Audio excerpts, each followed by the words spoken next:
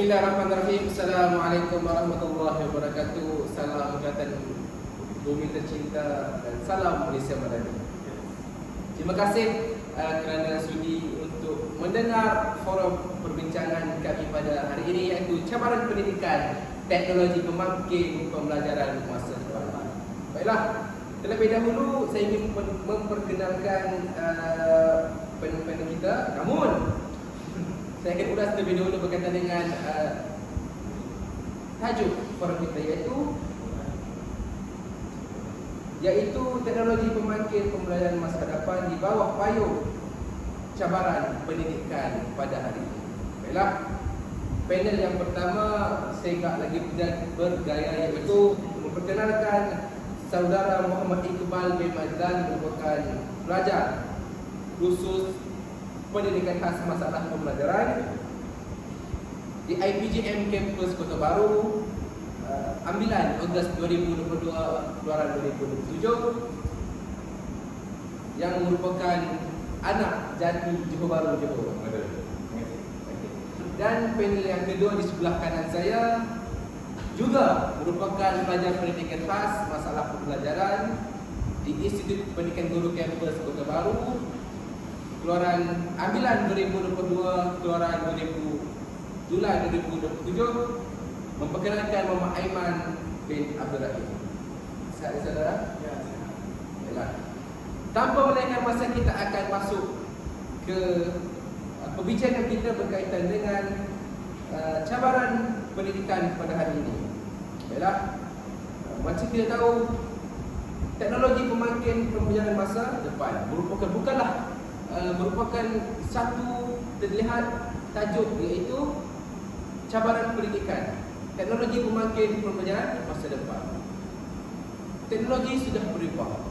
COVID-19 merupakan satu ancakan ataupun mengubah persepsi ataupun dunia pendidikan di Malaysia, yang menyebabkan wujudnya kewujudan penggunaan teknologi dalam pendidikan. Contohnya Google Classroom, Google Meet kita gunakan, Telegram, berbagai platform digital yang memudahkan interaksi antara guru dan murid semasa pandemik COVID-19 di atas faktor perintah kawalan dan pergerakan.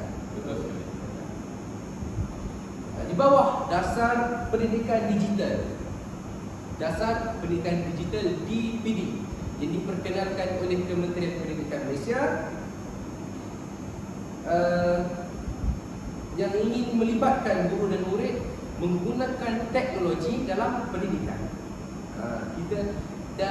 Saya ingin melihat murid menjadi seorang yang jelek ataupun fasih dalam penggunaan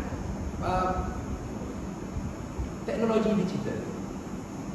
Dan teknologi digital dalam kelas ini tidak tertumpu hanya di sekolah. Namun apabila kita menggunakan teknologi ini, kita dapat melihat pendidikan bukan saja tertumpu di sekolah, namun dia boleh merentas geografi. Maksudnya kita berada di sekolah, kita belajar, namun kita boleh berhubung dengan kumpulan pendidikan di luar. Contohnya di negara-negara asing ataupun di institut pendidikan yang lain. Baiklah, soalan pertama pada panel yang pertama, iaitu Iqbal, apakah yang menjadi penghalang ataupun cabaran dalam mengaplikasikan teknologi moden dalam pendidikan dari aspek sosial? Okey, bismillahirrahmanirrahim. Terima kasih kepada ketua moderator yang lain, Seri Kacap. Berdasarkan soalan yang kita tadi, kita dapat melihat seiring dengan peredaran zaman, kita dapat melihat terdapat banyak cabaran untuk meningkatkan taraf pendidikan di negara kita, terutama sekali pada peringkat sekolah dan IPTA. Cabaran ini juga melibatkan semua sektor pendidikan, sama ada di sekolah ataupun di peringkat IPTA. Secara takzimnya, cabaran yang sering meniti mulut ke mulut masyarakat dari zaman ke zaman adalah ketidaksamaan sosioekonomi dalam pendidikan. Ketidaksamaan sosioekonomi menyebabkan pelajar dari keluarga berpendapatan rendah menghadapi cabaran dalam mendapatkan akses kepada pendidikan berkualiti di sekolah dan di IPTA. Ia juga bukan melibatkan pendapatan rendah saja, ia juga menyentuh terhadap pembangunan sekolah sekiranya mereka berada di luar sebuah kawasan untuk berada pada pedalaman, akses untuk mereka belajar itu agak susah. Di sini kita dapat melihat bagaimana murid-murid dan pelajar kita ingin mengembangkan mereka punya kemampuan di dalam teknologi ini. Sedangkan Kementerian Pendidikan Malaysia meminta guru-guru dan semua orang terlibat di dalam sektor pendidikan untuk mempertingkatkan kemahiran murid di dalam teknologi. Seterusnya, perpaduan nasional. Cabaran ini kerana sistem pendidikan yang terpisah mengikut etnik boleh menghalang usaha untuk memupuk perpaduan nasional. Sebagai contoh, pembukaan sekolah jenis masa itu, ia akan menyebabkan pergaduhan antara, bukan pergaduhan tapi ia menyebabkan perbalahan sedikit kerana perbezaan pendapat. Ia juga, walaupun begitu, saya pernah terbaca di akhbar tentang sekolah di Johor menghasilkan kurikulum tersebut di mana contohnya pelajar Melayu hanya boleh bermain bola sepak saja, pelajar Cina hanya perlu fokus kepada badminton dan pelajar India hanya fokus kepada serta tertentu. Ia juga tidak bagus dalam peningkatan sosial dalam pendidikan kita. Seterusnya ialah setakat ini kita hanya tahu tentang pendidikan untuk arus perdana saja. Di sini saya ingin menyentuh tentang sedikit pendidikan inklusif untuk pelajar pendidikan khas. Pendidikan inklusif menghadapi cabaran seperti kekurangan guru terlatih, sumber bahan yang cukupi yang menghalang murid dengan kekurangan daripada mendapatkan pendidikan setara dengan murid-murid yang lain. Bukan setakat murid saja, tapi graduan-graduan di universiti juga, mereka mempunyai masalah pembelajaran, semua masalah ketidakupayaan. Tapi apabila mereka diberikan sedikit keupayaan dalam segi teknologi dan sosial, mereka mampu menunjukkan kemampuan mereka dalam mengaplikasikan semua teknologi itu di dalam pendidikan yang kita pinta. Lihat dapat kita simpulkan dengan mudah, sosial ini bukanlah satu perkara remeh dalam teknologi. Dengan apabila jika kita berjaya menyatukan seluruh masyarakat di Malaysia melalui teknologi, maka pendidikan itu lebih mudah untuk disampaikan dengan bantuan-bantuan daripada kerajaan dan masyarakat secara umum.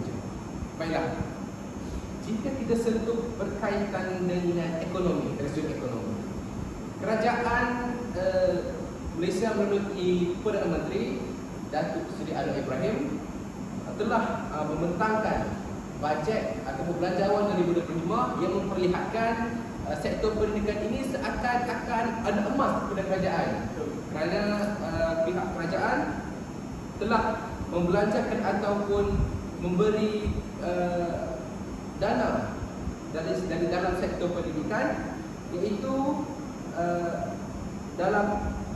sebanyak 64.1 bilion ringgit pada tahun ini dalam belanjawan 2025 berbanding dengan 58.7 bilion ringgit. Hampir perbezaan 5 bilion ringgit dalam belanjawan setahun ini. Okey. Dan tumpuan kerajaan dalam belanjawan kali ini ialah menumpukan berkala 3 tumpuan utama kerajaan, iaitu penyediaan infrastruktur dan kemudahan sekolah yang lebih baik. Yang kedua, menyediakan bantuan langsung kepada murid miskin dan keluarga miskin. Dan ketiga, memperkasa aliran kita.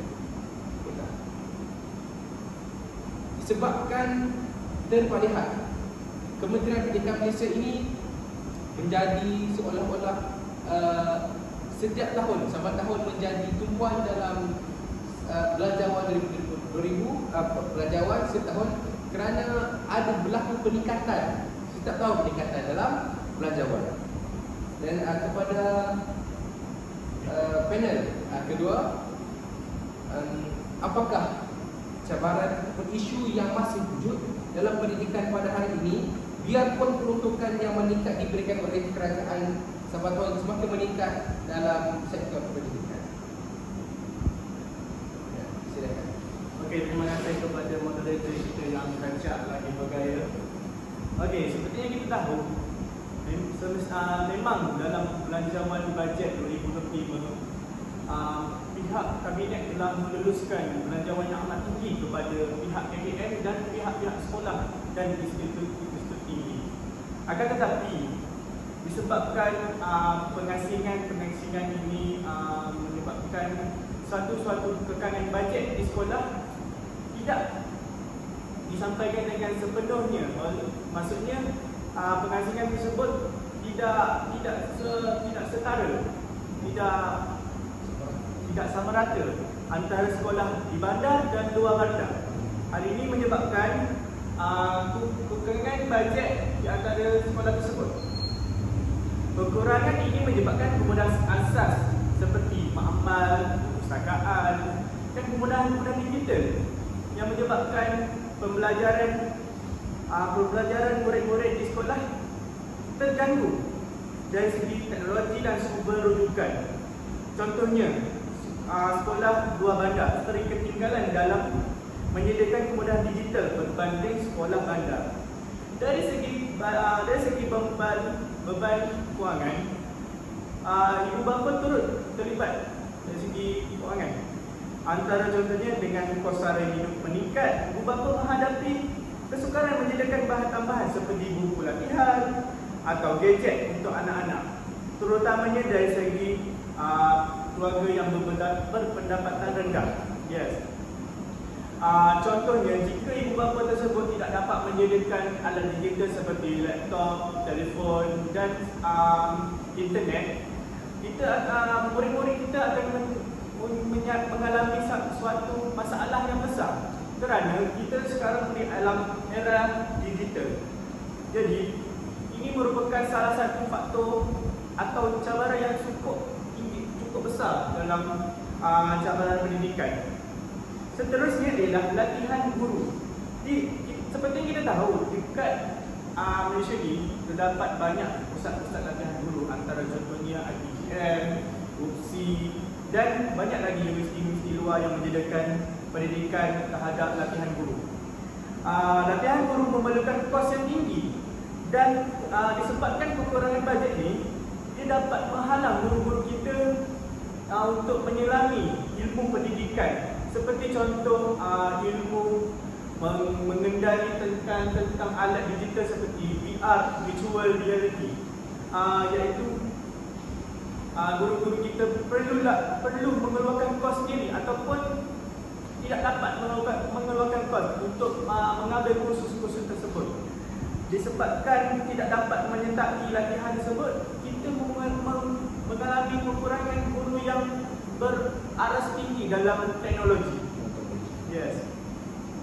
Yang seterusnya ialah kurangnya peluang sama rata. Seperti yang kita tahulah, dekat Sabah dan Sarawak, pendalaman terutamanya, fasiliti, alatan, semuanya amatlah tidak cukup. Atau nama lain iaitu kita panggil DOF lah, dari segi kekurangan alatan. Hal ini kerana contoh disebabkan terdapat tangan-tangan yang tidak amanah dalam menjaga tanggungjawab mereka. Disebabkan hal ini, mereka mengalami kesusahan tersebut. Contohnya sekolah bandar yang lebih berjaya dari segi fasiliti, dari segi alatan, yang lebih mendapat perhatian PPM berbanding sekolah luar bandar. Sebagai kesimpulan, apa yang saya cakap ini ialah cabaran ekonomi pendidikan memerlukan usaha kolektif daripada kerajaan, sekolah, ibu bapa dan sektor swasta. Dengan kerjasama semua pihak, pendidikan berkualiti dapat disediakan kepada setiap murid tanpa mengira latar belakang ekonomi. Okey, itu sahaja daripada saya. Terima kasih kepada tuan panel kedua, yang telah mengulas dengan mendalam berkaitan dengan isu ekonomi. Isu ekonomi ini bukanlah asing di negara kita. Biarpun saya dah sikit berkaitan dengan apa yang dikatakan tadi, kekangan bajet di sekolah. Betul, ini wujud di sekolah. Apabila kerajaan, meskipun kerajaan telah mengumumkan peruntukan yang besar setiap tahun, namun sekolah-sekolah lain betul, sekolah memang akan mendapat peruntukan setiap tahun, namun tidak mencukupi untuk menampung keperluan semasa. Baik. Dan bebanan kewangan ibu bapa juga amat memberikan kesan dalam penggunaan teknologi dalam pendidikan di sekolah, kerana ibu bapa, tidak semua ibu bapa yang mampu untuk membelikan anak-anak mereka peranti. Lebih lagi untuk menyediakan laptop, kerana pembelajaran lebih mudah menggunakan laptop, kerana lebih mudah mengakses dengan programmingnya. Kan? Okey, baik. Seperti lihat pendidikan di negara kita dengan negara-negara lain tidak jauh beza. Namun dari segi penggunaan teknologi terdapat lihat jauh perbezaan kita dengan negara-negara lain. Contohnya negara asing menggunakan medium perhubungan di setiap kelas menggunakan pancaran menunjukkan LCD, pancaran LCD. Dan di negara kita tak semua sekolah mampu menyediakan kemudahan itu kepada pelajar. Dan mungkin soalan kepada panel pertama, dari aspek politik, apakah cabaran yang perlu dihadapi oleh guru dan murid-murid untuk mendepani ujian ataupun cabaran penggunaan teknologi? Sangat menarik soalan yang diberikan oleh mereka. Cabaran yang kita dapat lihat, cabaran politik yang dapat kita lihat semasa untuk meningkatkan pendidikan di negara kita ialah, adakah pengaruh politik ni boleh menjejaskan pelaksanaan teknologi dalam pendidikan di sekolah ataupun PTA? Di sini saya akan merungkai sedikit demi sedikit untuk memberi gambaran jelas kepada semua orang tentang pengaruh politik di dalam pendidikan kita di Malaysia ini. Benar sekali, pengaruh politik boleh menjejaskan pelaksanaan teknologi dalam pendidikan di sekolah dan PTA dengan menyebabkan ketidakstabilan dalam dasar pendidikan, perubahan dalam kepimpinan politik, serta membawa perubahan dalam peruntukan dana dan keutamaan dasar yang boleh mengganggu kesinambungan projek teknologi pendidikan. Selain itu, keputusan politik yang tidak konsisten boleh menyebabkan kekurangan sumber dan peralatan teknologi yang diperlukan untuk menyokong pembelajaran digital. Untuk mengatasi masalah ini, dasar pendidikan perlu berasaskan bukti dan keperluan sebenar pelajar serta dilindung daripada perubahan politik yang kerap. Di sini saya boleh simpulkan, apabila ada campur tangan politik di dalam pendidikan, dia akan menggugat satu rangkaian awal pendidikan yang ingin memajukan hadapan. Dia akan mencatat dan dia akan merabut kedudukan pendidikan yang ini sedang meningkat. Kerana ketidaktanggungjawab seorang yang menyebabkan program pendidikan teknologi ini tidak berlaku di sekolah dan MPTA. Senang berdasarkan peribahasa yang ada, kerana nilai setitik rosak susu sebelanga. Maka dengan itu saya menyeru kepada warga-warga politik di luar sana untuk menggunakan kepimpinan mereka dan kemampuan kewibawaan mereka dalam membantu Malaysia ataupun pendidikan di Malaysia menjadi lebih baik di persada dunia. Kerana kita tahu pendidikan ini merupakan tunjang utama dalam peningkatan ekonomi, sosial dan nama baik kita, nama baik Malaysia di persada dunia. Janganlah kita lalai dan menggunakan kemampuan kita itu untuk tidak membantu pendidikan di masa akan datang. Kerana pendidikan ini peneraju kepada semua perkara di dalam dunia ini. Itu saja jawapan yang saya mau berikan. Terima kasih. Terima kasih. Semangat berdasarkan tadi berkaitan dengan politik dalam pendidikan. Semestinya. Jadi perkatakan tadi oleh panel pertama, perubahan dasar mengikut individu yang berada di atas. Dia berlaku perubahan dalam kerajaan, dasar juga akan berubah dan itu akan menyebabkan, akan mengganggu mengganggu peningkatan ataupun pendidikan. pada dalam pendidikan.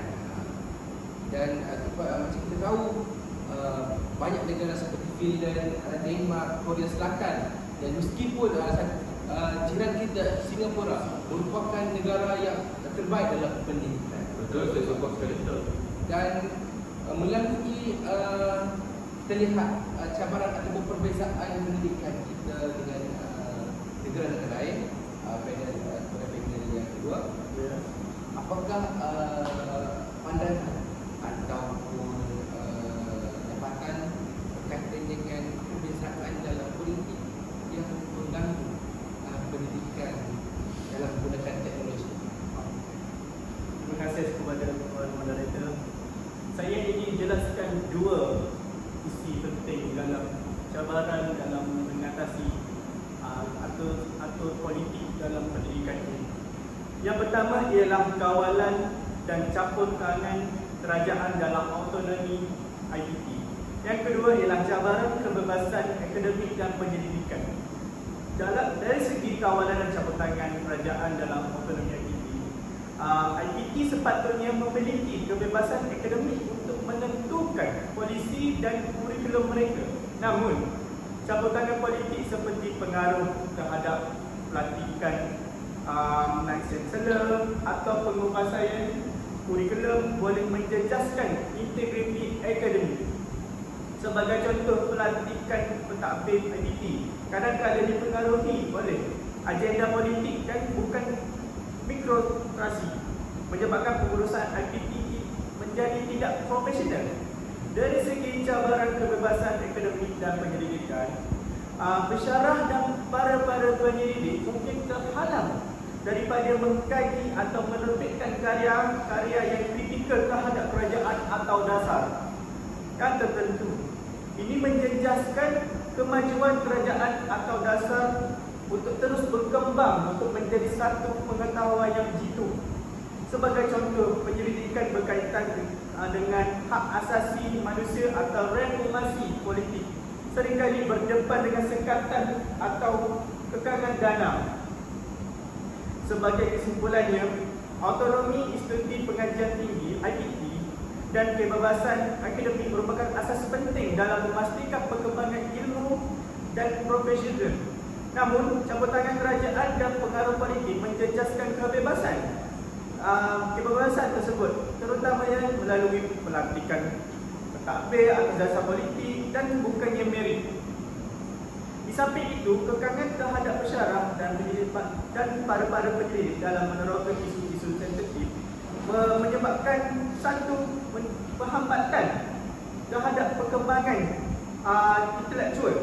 Oleh itu, setiap IPT perlu memastikan peranan mereka berfungsi sebagai pusat kecerdasan ilmu.